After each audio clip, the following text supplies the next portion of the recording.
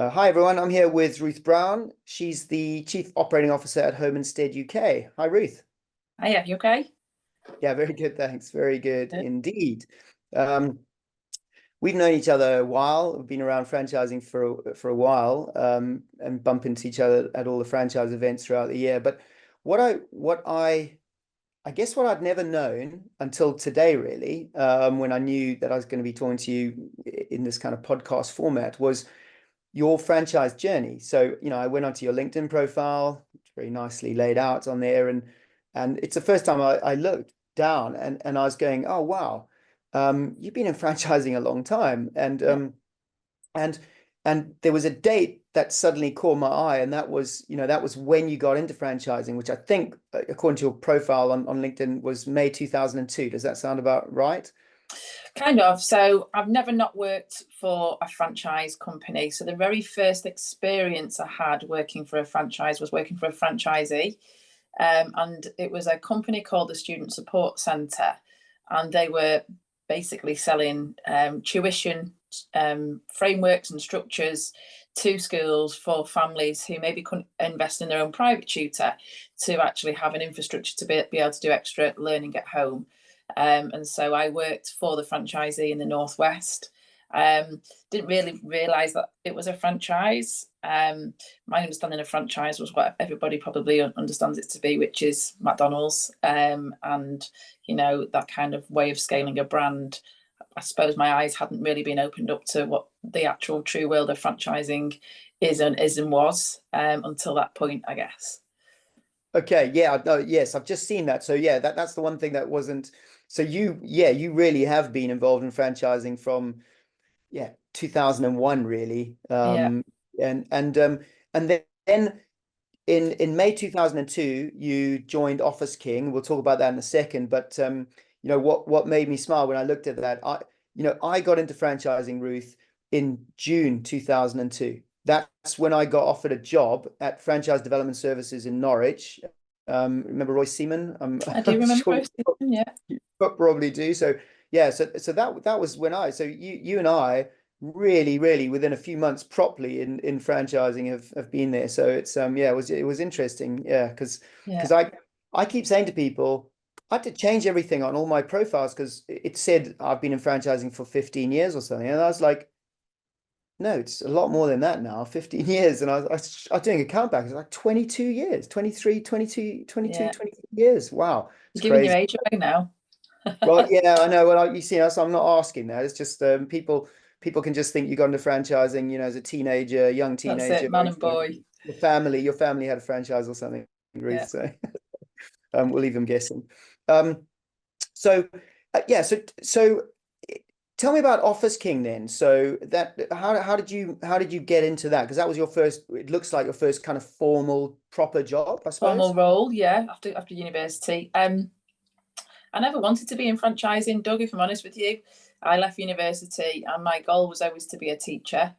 Um, Went to the day for the assessment for the PGCE course, and I was literally the only 22-year-old or 21-year-old around the table. There was a lot of mature students coming back into the teaching profession, and I was just like, I am so not going to get on this course. Like, there's so many better people around the table.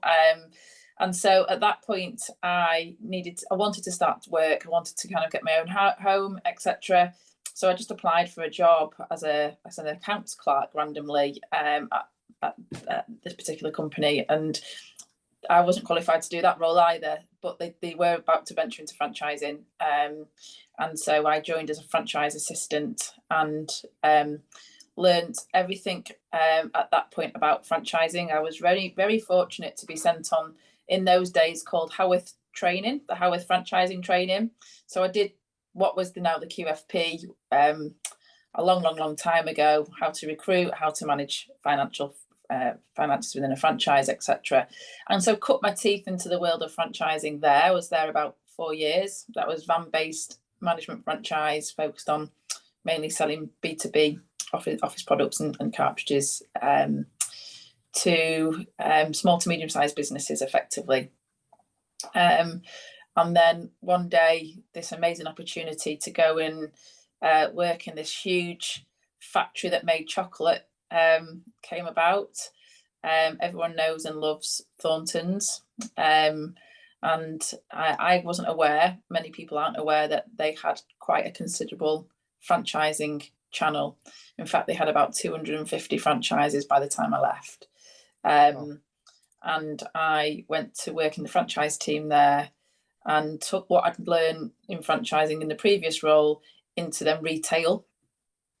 And opened about 80 of their franchise stores. Many of them were kind of coffee shops, or I went into quite a few post offices actually, and learned about retail at that point. So interestingly, I'd done B2B, van-based management. Then I went into the kind of the retail side of things. And although the model was different, the very core of it actually remained the same. It was still very much around having the right partners, having the right franchisees who completely believe in the model that you're operating, who are then passionately going to graft and work hard on delivering that model at local level, all tied up with an understanding around a relationship and what we do and what they do, and how that all works together. And absolutely loved my time there. Learned a lot, learned what it was like to work for a very large PLC, and spent a lot of time on the road going out, understanding communities and high streets, and just trying to figure out whether a Thornton's would make sense within that particular location. Because in them days, you didn't really have the data and the tools that you have today. It was more literally watching footfall and seeing the other types of brands that were on the high street. Yeah, and so that was my first kind of chapter within franchising with those two businesses. And what, were you aware that, Hallworth, that was, the franchising centre was formerly known as Hallworth? You do know that, right? So Paul, trained, I had to repeat it, mind, but Paul was, he trained me back in the days when it used to be at a particular university campus. I can't remember which one it was. Was it Warwick, I think? Yes, it was Warwick, yeah. And I sat on most of my training with a very well-known gentleman called Colin Chadwick, and who was also doing a lot of the funding of the deals that I was doing. So also built a relationship with the banks that way as well. Yeah. No, it's interesting. So okay, back to Thornton's. Let's talk about Thornton's then. What was your actual role there? I was franchise recruitment manager, so mainly working with franchisees coming new into the brand rather than the multi-unit. Although I did have one large multi-unit owner who actually started out with me as a new, but then quite quickly rolled out into having about 8 or 9 stores within the first 12 months with us. In lovely locations in the southwest, like Loo, and all the amazing kind of seaside places that you want to spend time when you're working, I guess. So my role in those days kind of split into 2. So it was obviously doing the stuff that we know and love, and I've been doing it for years, which was presenting the franchise opportunity to individuals who want to run their own business.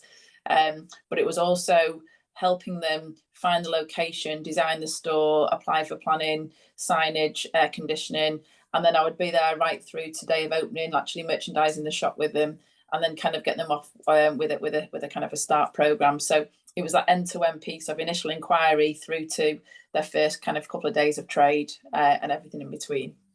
And were you involved in any of the ongoing support after kind of launch, or was that where it was handed over to another team? No, so we had 3 what we classed as BDMs at that point, who were actually experienced and established store managers from the corporate side that came in and then ran the business. We ran it into regional. We had like a North, Midlands and South, and then they would then support. They would actually do the merchandising with me on the day, and that's where the relationship would be built. And then we would then support them thereafter through the BDM structure.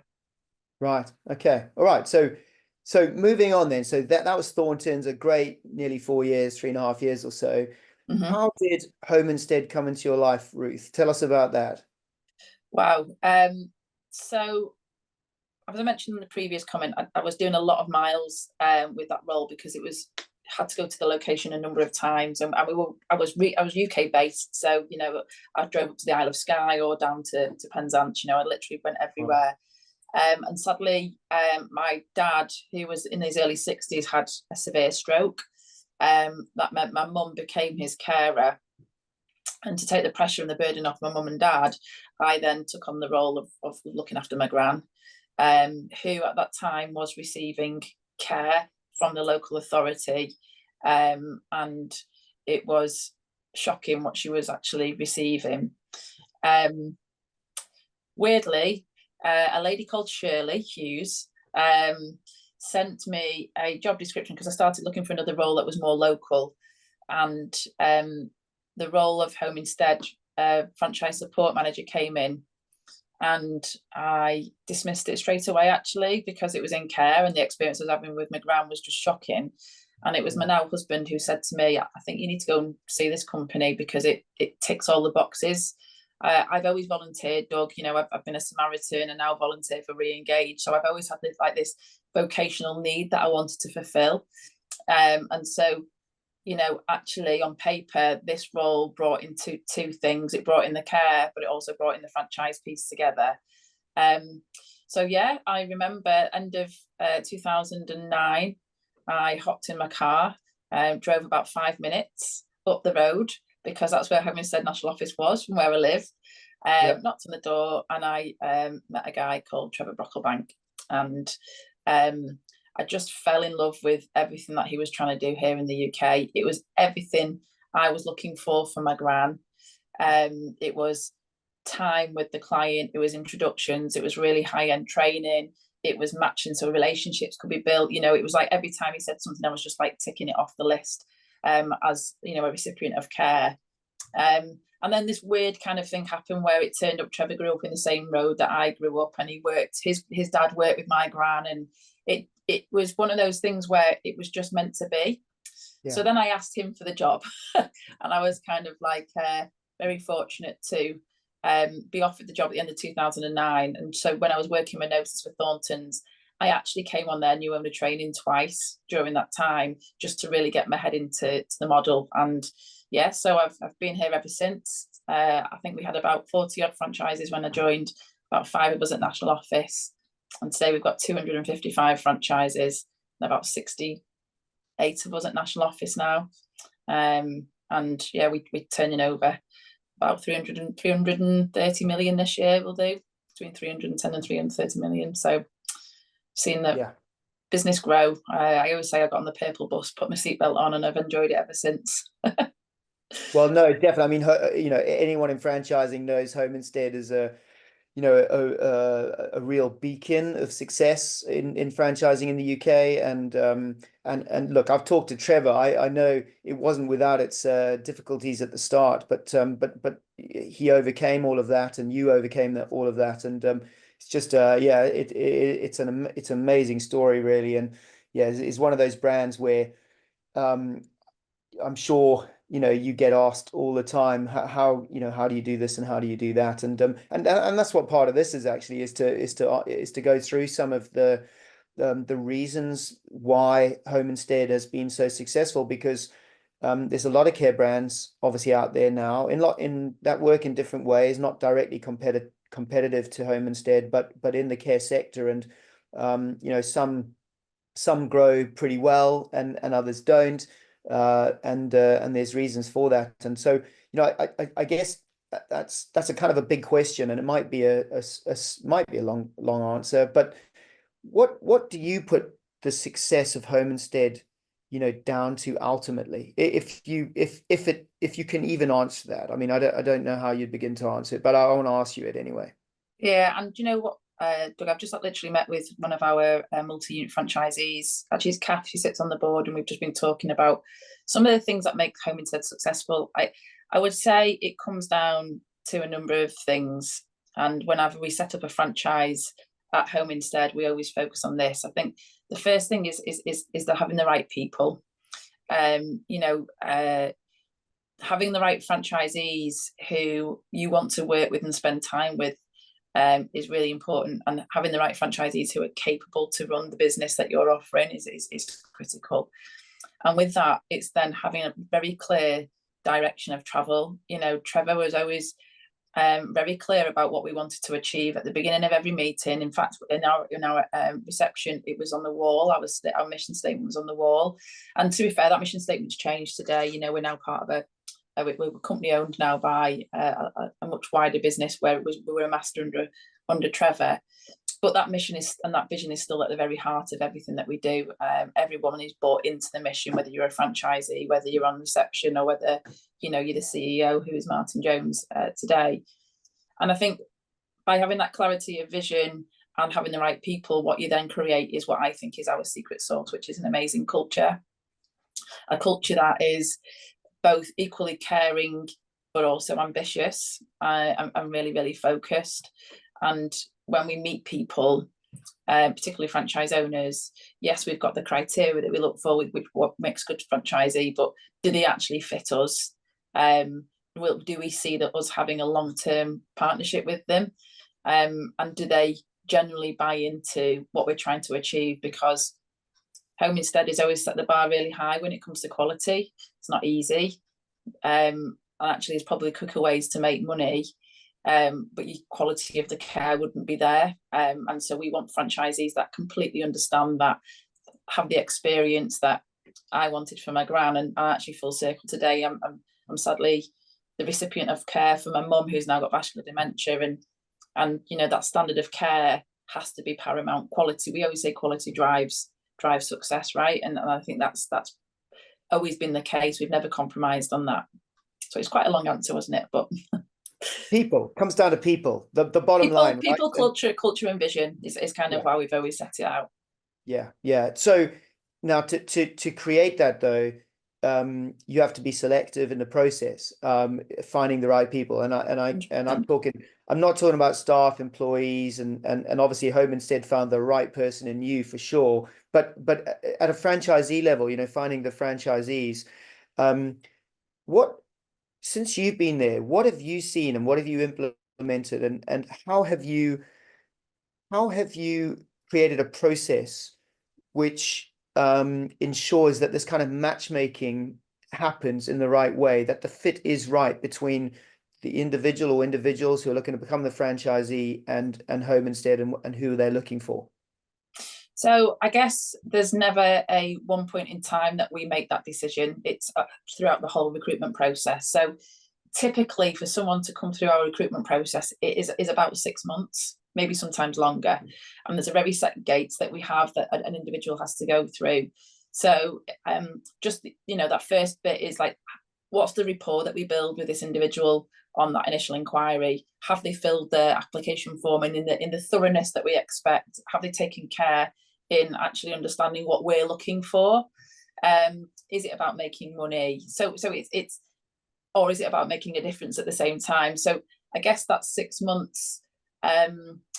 We have, like I said, gates or parts of the process where we're constantly assessing the individual. And so I'll take you through the process, but then I'll probably add something that contradicts what I'm about to say as well. So application form and initial conversation is part of it. And as I said before, we've got about 12 characteristics stroke skill sets that we look for when we're recruiting an individual, and we're constantly in the back of our mind, do they meet those 12 things? We then have a very detailed discovery meeting with them. We want that in person. It's about building a relationship with them, understanding them as people, them as their personal life equally as much as their business drive and commercial drive.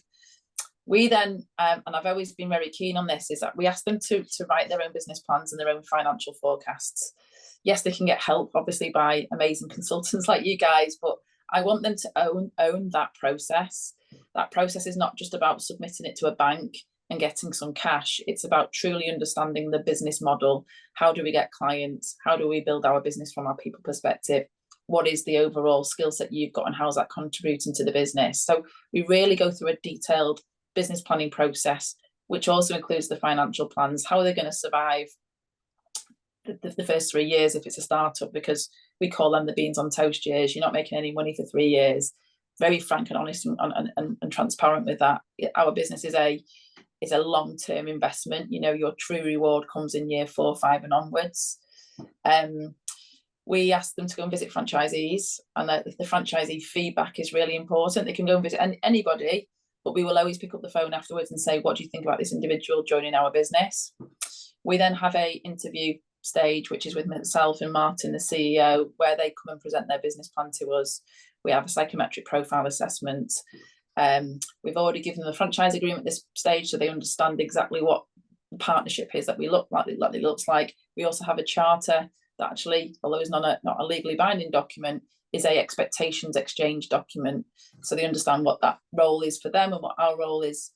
And if that's all successful, we then get feedback from the bank, from the business plan, and then at the end of that process, we would potentially offer them a franchise. And so it tends to be for every I'd say probably 10 meetings that we have, 10 discovery meetings we have, we end up with about 3 individuals joining the network. It's reduced slightly now just because of the territories we've got available. But that's kind of the process that we've gone through.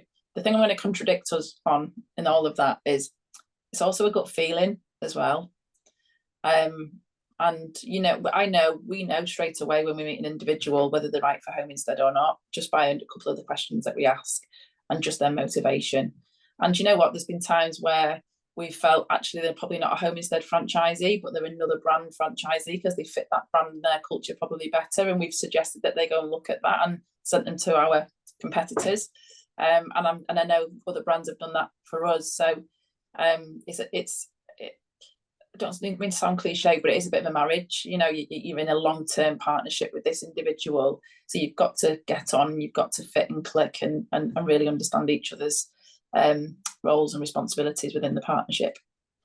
Yeah, no, that's great. I love how you set that process up, and I've been involved in these kind of processes for a long time, as you know, and it's good to understand that. And one thing I wanted to ask or dig into a little bit is you use profiling, psychometric, tools and so on. Has that always been there as part of the process, like from the very beginning? And how do you use it? And in what way does it help? Because I'm always interested, like you have such a long history of using it now. How much value do you put on it? Okay, so we've always used it since I joined Home Instead, but I hadn't used it in my 2 previous lives, and I wish I'd had done because there was mistakes made, I think, by not having this tool.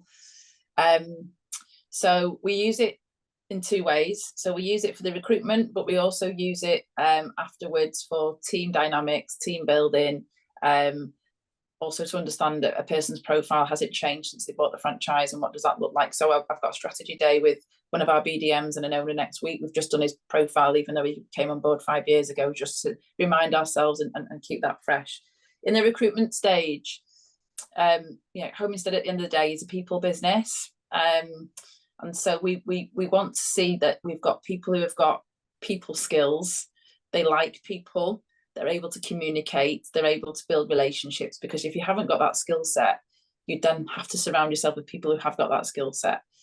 So ideally we use disc profiling, and so we want people that have got high eyes, and then people that are also a high D as well. So people that are driven, motivated, really wanting to kind of push the boundaries of changing home care within the UK. And occasionally, a bit like my profile, low S and C, so a bit of a risk taker, a bit of a maverick, but not where it's actually compromising care. But I don't think you can run a business if you're not prepared to take some risk. Even if you've got the information in front of you, a calculated risk, you need to be able to make decisions, employ people who, if you think about employing an individual, you don't really know them, but you're going to start working with them. Sometimes you need to be able to take those risks and be progressive with your thinking. And then we've used emotional intelligence tools as well over the years to really understand, we call it TQ, to really understand people's makeup and how self-aware are they, and how are they able to engage with people, particularly the referrers that we work with to put in business to us. Yeah, okay, all right. And when do you implement the kind of the profiling stage in that recruitment process, in the franchise? So it's after the discovery meeting is when we do it, before they come to the final interview, so that we have a pack presented to us at that interview stage, which is their profile, their application form, their CV, their business plan, their financials, personal survival, budget, who they're banking with, how that's going to be structured, etc., how much money they need to invest. So that pack is given to us, and then we're able to use that to really spend time digging into the individual. Right. Okay. No, that's the reason I'm curious is because I've used the profiling tools. There's a lot out there. There's some very franchise specific ones like Profiler out of Australia, Zoracle out of the US. Obviously, Disc Profile is probably the most well known one. Have you always used one particular one, or have you guys kind of tested others, or have you just stuck with the one you know? And we've always used disc profiling, but under different providers. Right. So do you want me to say the provider? I don't know if you want me to say Yeah, it or not. no Okay. problem, yeah. So the provider that we use is a company called Thomas International. We've used them, I think, probably I'd say since 2012, so a good 12 years. I'd say we've been using them. Okay. And one of the neat things with it is like we've been able to then take the top 20 owners, profile them currently. What is the common profile of our top owners that we're able to then pick out in new applications as we go forward? To be honest with you, there is not always one profile. So I say that as if it sounds like a really cool way of finding your unicorns. But actually, quite a lot of our top owners do have different profiles, but they are all very driven with really strong people skills. Yeah. I mean, the way I always used the results was to talk to the person about the results and make sure that they did recognize themselves in the results. That was important, but also it creates questions around weaknesses is maybe the wrong term, but the areas that they're maybe not as strong in or don't come across as strong in, but the way that they answer those questions is important. So I always use the tool. You're right, it's not just black and white. It's not like to find it. It's not just some magic thing to say, oh yeah, they're the right person, they're not. But it does allow you to create a communication at a different level based on a scientific tool, which is that's how I've always kind of used profile, assessments from my side anyway, mainly. So yeah, we've never used it as a decision making tool. No. We've used it to help make the decisions, if that makes sense. So it's informed the conversation. It's informed the type of questions we may want to ask. It's helped us maybe dig in past experience a little bit more as well, and just have more of an open conversation about the reality of running a home care franchise. Yeah. Tell me, Ruth, you've obviously been at Home and Sid for a long time now. What, 15 years? Something like that? Just over 14 years. Just over 14 years, and you're now COO, which is great. What do you enjoy about the role you have now compared to previous roles? Because you've obviously worked your way up and you've been at that, at the beginning level and grown with it. And what do you love now about the role? Two things really, which links to people, I guess. I love seeing the franchisees that we recruited earlier on being really established. We are on a multi-unit journey at the moment. We've just recreated a multi-unit model. So I'm quite proud that there's not that many non-F&B businesses that are scaling out multi-unit in the way that we are trying to do and wanting to do, and putting all that infrastructure in place. So in the UK, I'd say. So that's exciting, and it feels very fresh and new. I love knowing that even though I'm not necessarily a direct impact to clients, the difference that we make every day. We've got 17,000 clients and 14,000 people that go out and deliver amazing services in people's homes. Like, that's quite a cool thing to go home to and feel quite proud of. And I think the thing I'm enjoying at the moment as well is just seeing my team grow. I've got an amazing team who are all building their careers in franchising with the support of the BFA and the Franchising Centre and other organisations that are helping educate them. Just knowing that they and now having opportunities like I had here in my previous roles, and knowing that I'm paying it back somehow is really fulfilling. Yeah, yeah. And what does the future hold then, Ruth? Are you not looking too far ahead, and but it's home instead all the way, and that's you're just really enjoying Gosh, life and business. who knows, Doug? I absolutely love what I do and where I am. I always say, you know, if Carlsberg could have done a job for me, it was definitely this job. I think from a home instead perspective, we've got some huge ambition. You know, we are growing really well, both from a kind of market reach perspective, but also through the number of clients that we're bringing on. So got some really exciting ambitions in terms of that over the next few years. But our focus really now is like, how can we create more efficiency within our local operations? How can technology help us to do that? How can we grow the market, the market that we've got? You know, we want home instead to be synonymous with home care. So that is a big focus in terms of, you know, that brand positioning. Working closer with the US and understanding what's going on over there, so we can pull over some of the best practice. And I guess, you know, personally, just really continuing to champion ethical franchising. You know, I've seen it done badly, and I know what really good franchising looks like, which is where I am today. And I just love to be able to help franchisors who want to get on the ladder of franchising to get the foundations right and do it really well. Yeah, and to that point, I mean, you're a non-exec to the board at the BFA, British Franchise Association. Tell me a bit about that, and how you're enjoying that role, and what it involves. Yeah, so I guess it builds on that comment I've just made there. You know, I think the BFA is such a critical body to help professionalize franchising. You know, there's a number of non-BFA member brands who I believe would really benefit from just this kind of conversation, peer support, you know, access to education. So, you know, being part of the BFA is like, how can I help reach them more? And you know, part of that has been supporting Pip and the team and speaking to brands who are considering joining the franchise association, coming to the office, understanding how we do things, sharing best practice, and really supporting them to get the foundations right. So I kind of see that's where my time has been spent really with the BFA. It was very much around ethical education within franchising, because quite often when people do it wrong, it's not because they want to do it wrong, it's because they just didn't know in the first place. So how can we actually address that early on?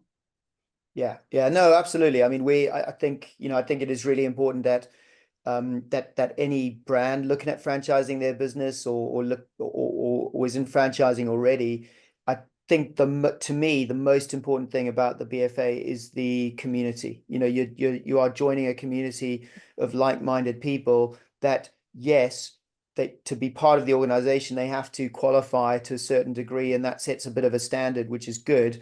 But you can really learn from that, and I think, you know, I think certainly from the outside looking in, obviously we've had people on the board there as well over the years, but it seems that the BFA is just becoming ever more inclusive of more businesses trying to go out there and get people to come in, and that's great to see, because it just helps, you know, it just helps franchising be what it needs to be. And when franchising is great, it's really great, and Home Instead certainly is a brilliant example of that.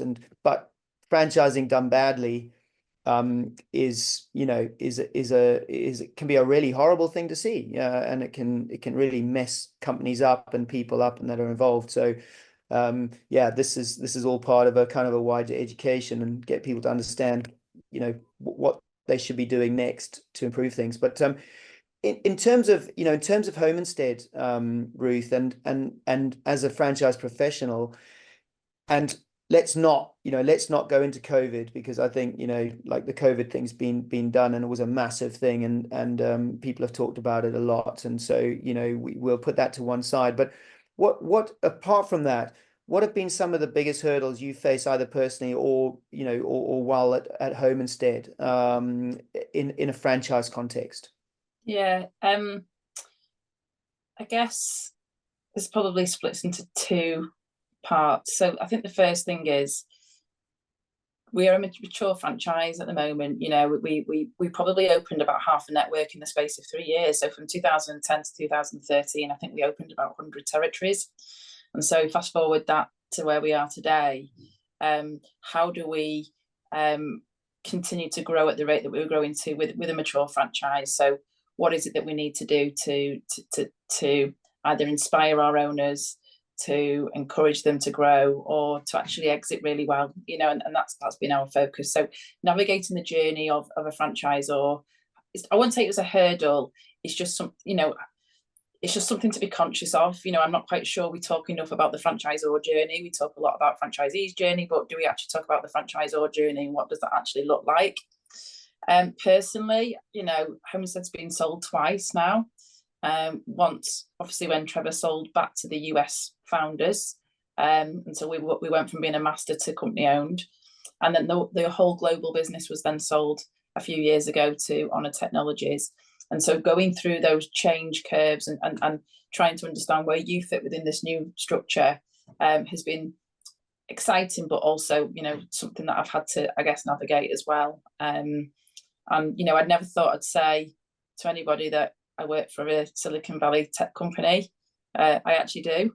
And that's super exciting. The stuff that we know is going to be coming down the kind of the horizon from the US is going to really revolutionize the way that we do care here in the UK. And so we're super excited about that. Yeah, it's interesting because yes, you are definitely a mature brand, and as a mature brand, the taking on new franchisees and new territories, well, that comes to an end because you're kind of covering every postcode pretty much nationally. So resales becomes more of a thing, people building up a business, selling it, moving on, retiring, or moving abroad, or whatever the reasons are. That obviously happens more and more the more mature you are. And so I just wanted to spend a minute on understanding at home instead how you manage that process, because it's a really, really important one, because franchisees need to have an understanding that there's an exit strategy and that it's there, and that the franchisor communicates that to them and will support them when they are ready to sell their business for whatever reason. So I just want, that's something I'd love to hear a bit more about from you. Yeah, and do you know what? We have a thing here where we say the end of the journey is equally as important as the beginning. So we want to make them feel as best as they possibly can do as they're selling their baby, effectively. So just to put it into context, like we've managed about 65 resales now, varying in range of sale price from 200K to 2.5 mil. The journey itself is split into like the practical, what you need to do parts of the journey, but then we've built our whole exit journey as well, which is like the well-being and mindfulness of the individual that's selling, making sure that they're in a really good place during that journey. I've appointed an ex-franchisee who's sold their business to help lead and run that resale process and that exit journey as well. She's a coach of ours. She actually works with a lot of the franchisees that are exiting to make sure that they understand who their identity is after Homestead. So we've in short, we've put a huge emphasis on that exit piece. It's a question that we ask from day one when they come to meet with us. We manage a resale process of up to 2 years, and that's the thing. That's why the exit journey is really important, because when someone decides to sell, it's not going to happen overnight, but quite often they can check out too quickly. And so, like, how do we maintain the momentum, make sure that they get the right return on investment, as well as leaving a really good legacy in business for the new person to come in? So we've, like I said, we've put a huge amount of emphasis on that. We actually appointed our own brokerage. We set up a subsidiary to kind of be one step removed, but to help broker the deals. So it's not actually me or Amy doing it. It's actually somebody that doesn't necessarily have a relationship with the franchisees, but knows Homestead inside and out, which has worked really well for us. And And then, yes, the pastoral support really for everybody throughout that process. Even at exit, we still support owners. And then top of that, we have an alumni group as well, which one of these people I've just mentioned is supporting us on resale. So we try to keep in contact with as many franchisees as we possibly can who have exited, because that's a wealth of knowledge that you want to be able to tap into at some point. Yeah. Okay. All right. Well, that's great. And Ruth, just before we go, I just wanted to something you mentioned earlier about Shirley Hughes, because I wanted to give a shout out to Shirley Hughes, because she's kind of been involved with us a long time now, and so just talk me through her involvement with Home Instead back with Trevor and yourself. Yeah. So I knew Shirley. I don't know whether she placed me at Thornton's, but I knew her from being at events when I was at Thornton's. And then back in those days, there was not that many young girls going to BFA events. So I probably stuck out a little bit. So Shirley, I'd approached Shirley and I just basically said, look, I need to find a role that's more local. I felt like 4 years under my belt in a large PLC had given me really good grounding within franchising. And she was working with Trevor at the time and basically presented this role to me, but the role wasn't my normal kind of area. So the role that I first joined was franchise support. So I wasn't recruiting franchisees straight away. I was looking after franchisees after training in that first 180 days. So helping them build their business foundations, going out, doing business development with them, building their marketing strategy. But quite quickly, I think Trevor realised that my background was recruitment. So he gave me that about 3 or 4 months into the role, but I ended up with both roles then, which I think set us up really well, because when I was meeting individuals, I was also going to be their support manager for the first 6 months. So that relationship that I built was critical, and they knew that I wasn't just kind of selling something and just pushing them off. I was actually going to be in it with them. And that enabled me to really understand the business as well. So when I was presenting the business to prospects, I was also working in the operations with franchisees. So it worked really well. It was busy times, as you can imagine. But Shirley had basically introduced me to that particular role. So yeah, if I hadn't met Shirley, I wouldn't be here.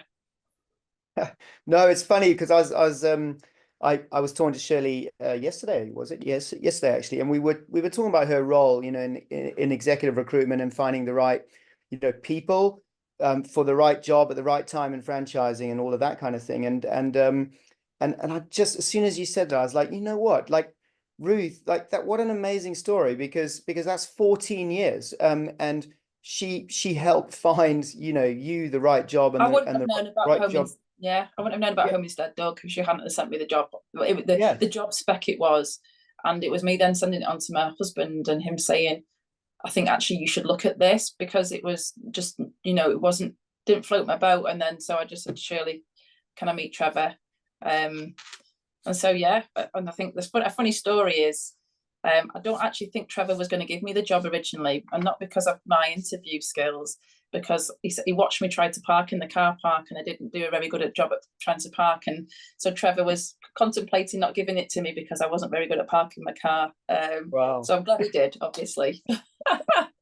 That is a funny story. I can imagine Trevor watching like through a big, Watching me out the window, window thing. Just, what is that girl doing? Yeah.